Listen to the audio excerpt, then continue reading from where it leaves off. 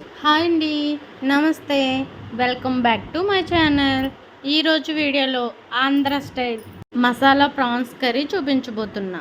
మీలో ఎవరైనా first time నా ఛానల్ చూస్తున్నట్టయితే ప్లీజ్ సబ్స్క్రైబ్ చేసుకోండి.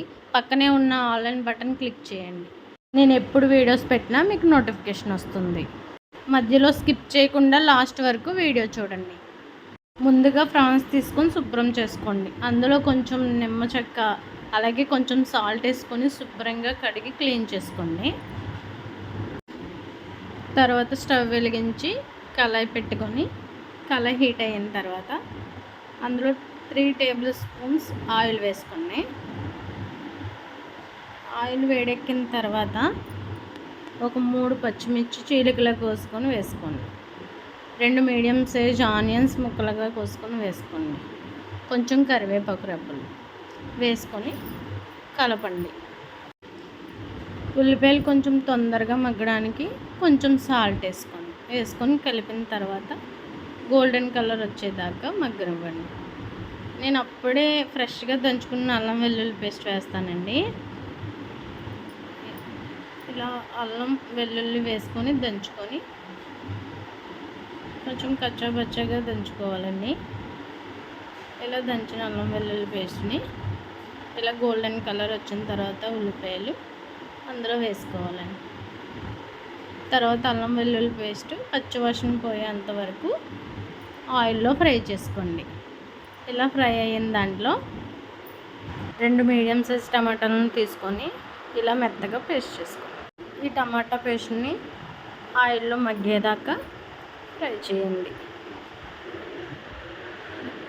చూసారా ఆయిల్ పైకి ఎలా తేలిందో, ఇలా వచ్చేంత వరకు ఫ్రై చేసుకొని ఒకసారి కలపండి. ఇలా కలిపిన దాంట్లో కొంచెం పసుపు, టేస్ట్కి సరిపడగా సాల్టు, 2 టేబుల్ స్పూన్ల కారం, 1 టేబుల్ స్పూన్ జీలకర్ర పొడి, 1 టేబుల్ స్పూన్ ధనియాల పొడి, కొంచెం గరం మసాలా వేసుకొని మొత్తం మసాలాలన్నీ ఆయిల్లో ఫ్రై అయ్యేదాకా కలపండి. ఇలా ఆయిల్ పైకి వచ్చిన తర్వాత ముందుగా శుభ్రం చేసుకున్న రొయ్యల్ని వేసుకోండి. కొంతమంది ముందుగా రొయ్యల్ని ఆయిల్లో ఫ్రై చేస్తారండి. అలా చేస్తే రొయ్యలు సాగుతాయండి. అలా కాకుండా ఇలా వేసుకుంటే టేస్ట్ బాగుంటుంది. ఇలా రొయ్యలు మొత్తం ఆ మసాలాలు మొత్తం కలిసేదాకా ఫ్రై చేయండి. ఇలా ఫ్రై అయిన తర్వాత మూత పెట్టుకొని వాటర్ పైకి వస్తుందండి. ప్రాన్స్లో ఎక్కువ వాటర్ ఉంటుంది కదా. ఇలా వాటర్ పైకి వచ్చిన తర్వాత ఒకసారి కలుపుకొని మూత పెట్టుకొని ఒక 5 మినిట్స్ ఉడకనివ్వండి. ఇలా ఉడికిన తర్వాత చూసారా రొయ్య కొంచెం దగ్గరికి వచ్చింది. ఇలా కలుపుకొని మూత పెట్టుకోండి. తర్వాత మూత తీసి చూస్తే ఇలా ఉంటుంది. తర్వాత కొంచెం కొత్తిమీర వేసుకొని ఒకసారి మొత్తం కలపండి.